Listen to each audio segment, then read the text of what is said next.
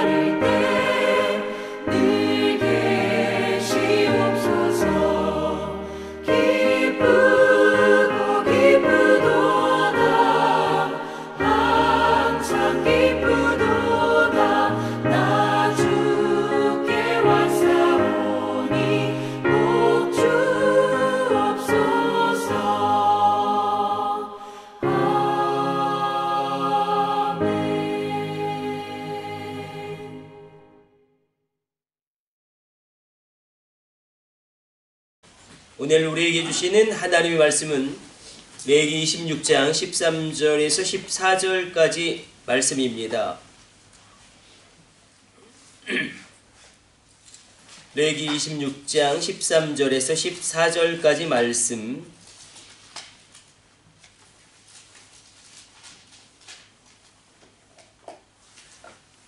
우리 같이 읽습니다.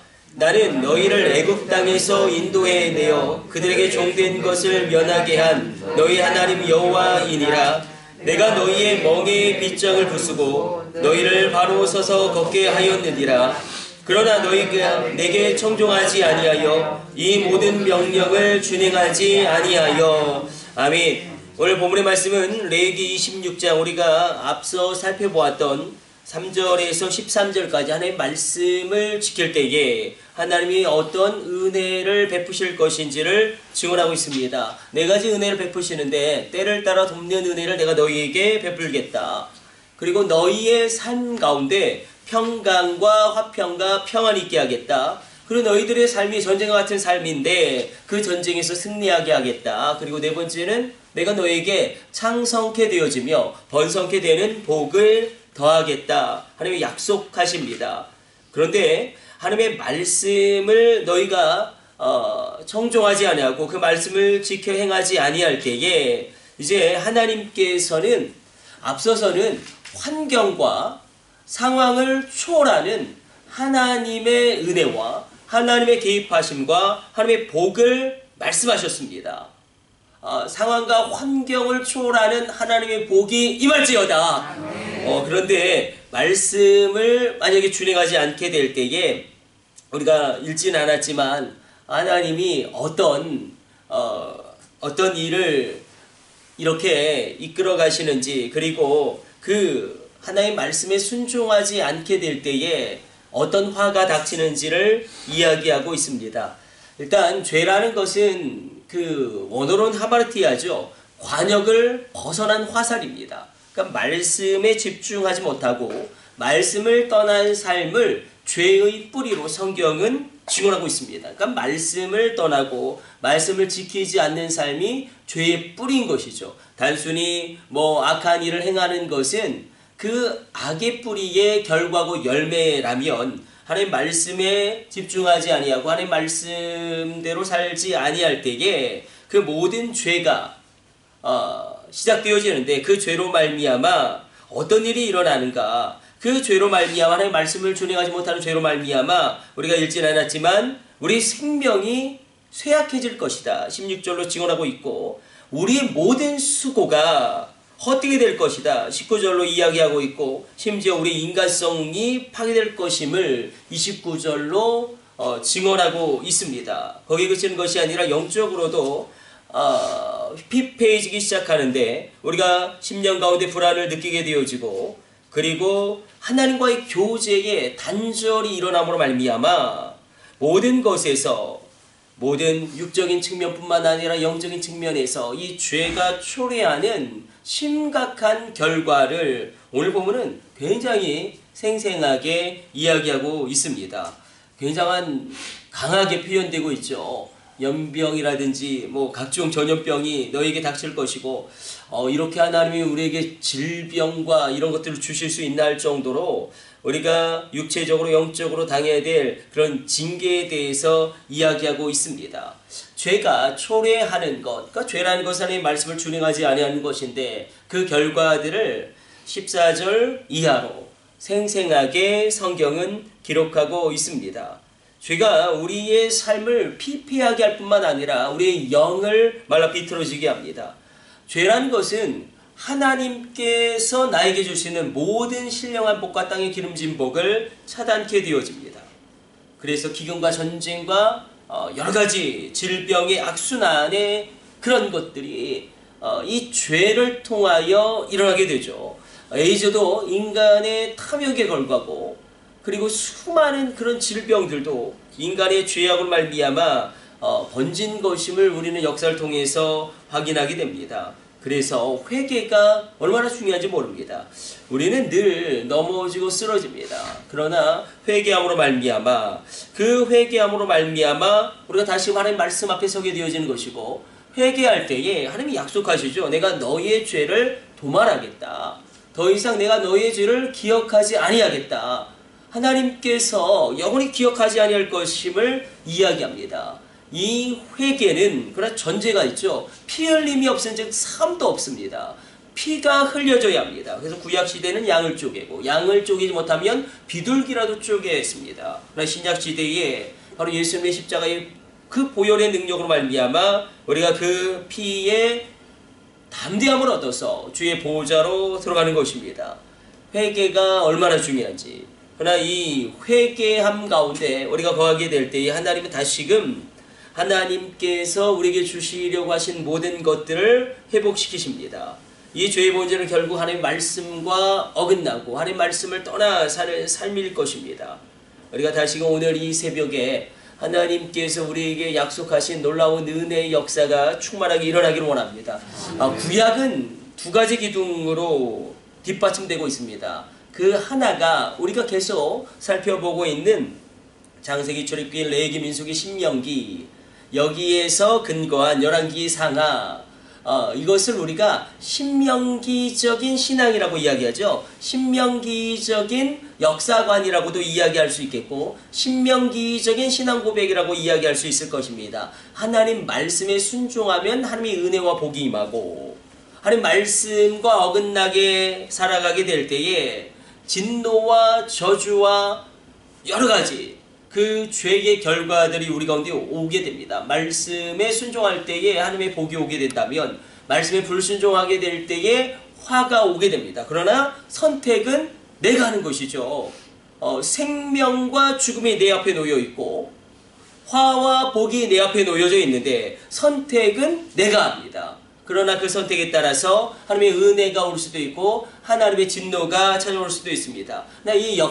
이 신명기적인 신앙과 더불어서 또 다른 기둥이 있죠. 역대기적인 신앙, 역대기적인 사관, 역대기적인 그 믿음의 고백이 있습니다. 이것은 무엇이냐면 그리 아니하실지라도 말씀대로 살아가는 신앙인들의 그 믿음과 삶을 이야기합니다. 가령 욥기라든지 아니면 우리가 살펴보았던 예를 들어서 그 역대기적인, 그러니까 하나님 말씀에 순종했는데 돌연 고난이 찾아오고 하나님 말씀대로 걸어갔는데 환란이 옵니다. 그럼에도 불구하고 하박국서에서 증언한 것처럼 오직 의인은 믿음으로 말미암아 살리라. 그러니까 하박국 선지자가 구약의 모든 선지자 가운데 가장 놀라운 말씀을 선포하죠. 하박국 선지자가 구약의 모든 선지자 가운데 유일하게 부흥을 이야기하죠. 부흥이라는 단어는 딱 한 번 하박국에 등장합니다. 우리가 이야기하는 그 부흥. 그러나 그 부흥은 하나님의 심판이란 말이죠. 그래서 두렵고 떨리는 마음으로 하박국이 그것을 기다리는 것이죠. 하나님의 심판. 이 죄를 치리하신 하나님의 심판으로부터 이 부흥이 시작되어지는데, 그러나 하박국이 정말로 구약의 모든 선지자 가운데 가장 위대한 말씀, 가장 놀라운 메시지, 오직 의인은 믿음으로 말미암아 살리라.